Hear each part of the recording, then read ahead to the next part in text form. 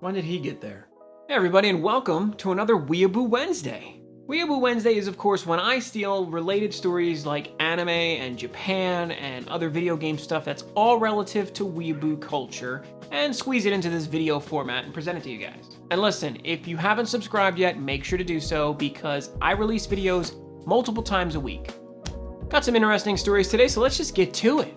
Final Fantasy Crystal Chronicles, the remake of course, is going to be coming out August. So yeah, August 27th, they will be releasing Final Fantasy Crystal Chronicles on PS4, Nintendo Switch, PC, iPhone, and Android, and evidently there will be crossplay that's compatible between these consoles. I'm wondering though if that crossplay is going to be compatible for every system in that list, because if so, that's pretty impressive.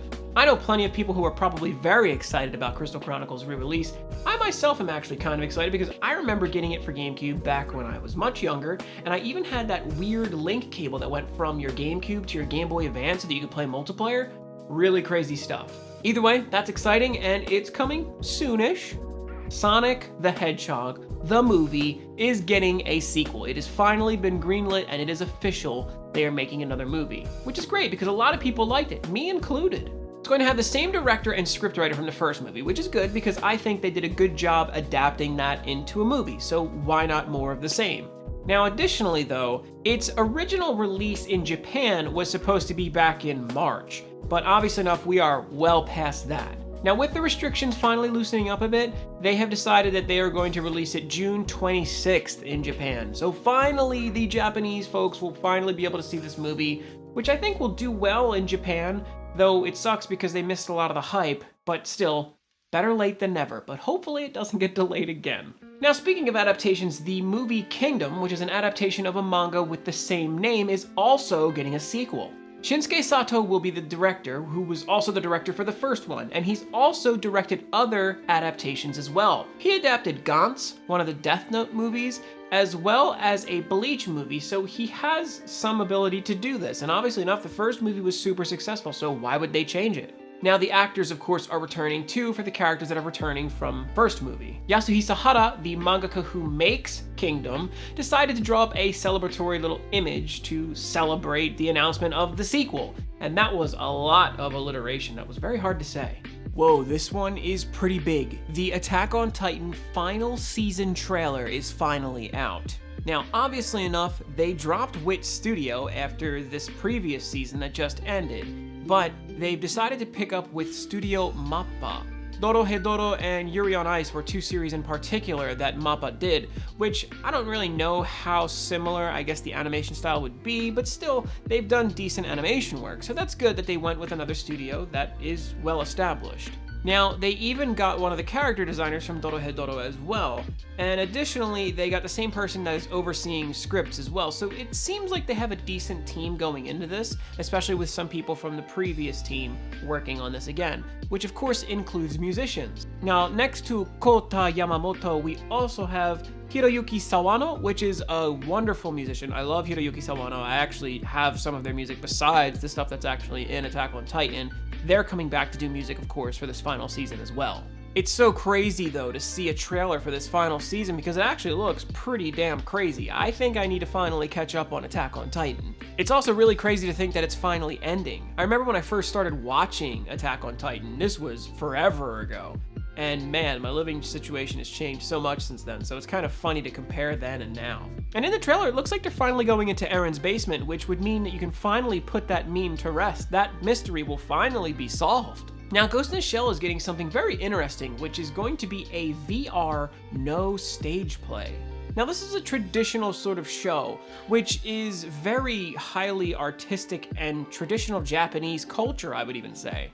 The Kanzei School, which is a school that has preserved this art for 700 years, no exaggeration here, is actually going to be working with them to produce this. And apparently some of the leading members of VR research are also working on it with them. It's going to be August 22nd to 23rd. It would seem that you don't need VR to see it, apparently. They said that in the bottom of the article, but I don't really know how that's going to work. Are people going to be able to see this from home, or will you have to go to a specific place to see it? Either way, it sounds really interesting. And the final tagline is, to a cyber world that has transcended tradition, which is kind of along the lines of cyberization and the loss of humanity from Ghost in the Shell, if you're familiar. Very cool, and I really kind of want to see it.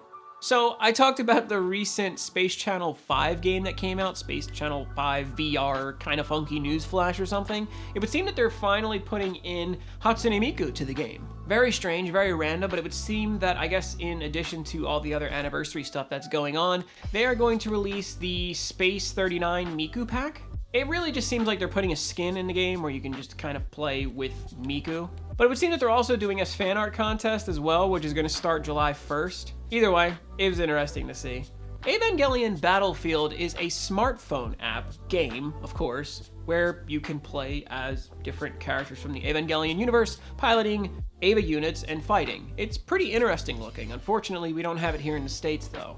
But for its newest season, which is of course all the rage in games now, they're adding a new character, and she's a completely original person, and she's going to be a pilot in the game. Kotone Suzunami is a cute pink-haired girl who apparently is in Shinji's class and refers to him as senpai. Now, of course, in keeping with Ayanami, Shikinami, Katsuragi, all of those names, she is also, Suzunami, named after a Japanese destroyer ship, which is pretty hilarious. Glad to see that they're still keeping that trend. It's interesting to see new characters being introduced into the series after so long. I wonder if Kara actually consulted with Anno at all to develop this character. That's kind of the thing that I want to know.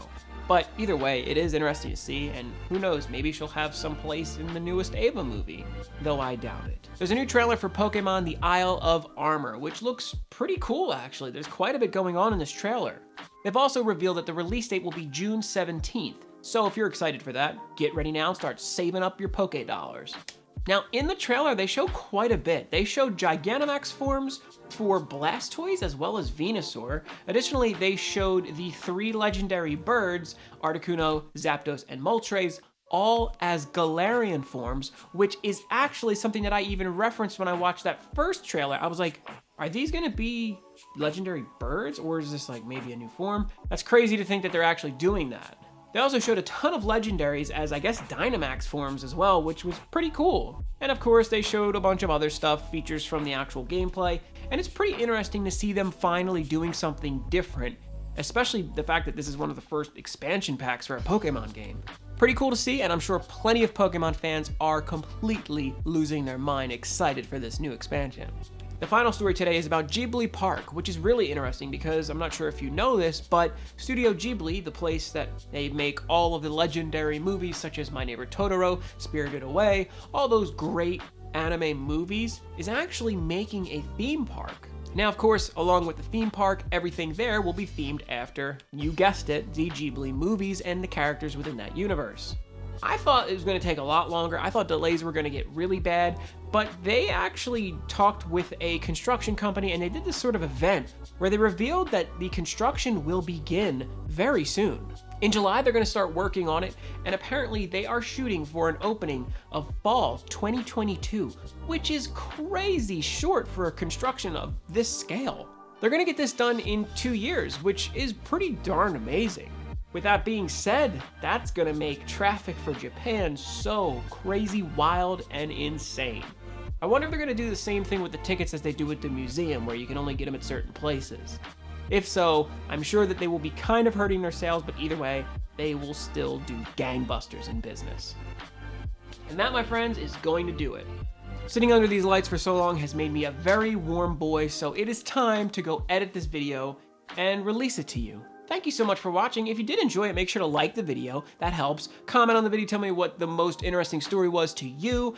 And yeah, I'll see you guys for Figure Review Friday. But until then, keep on weebing in the free world and doot doodaloot doo.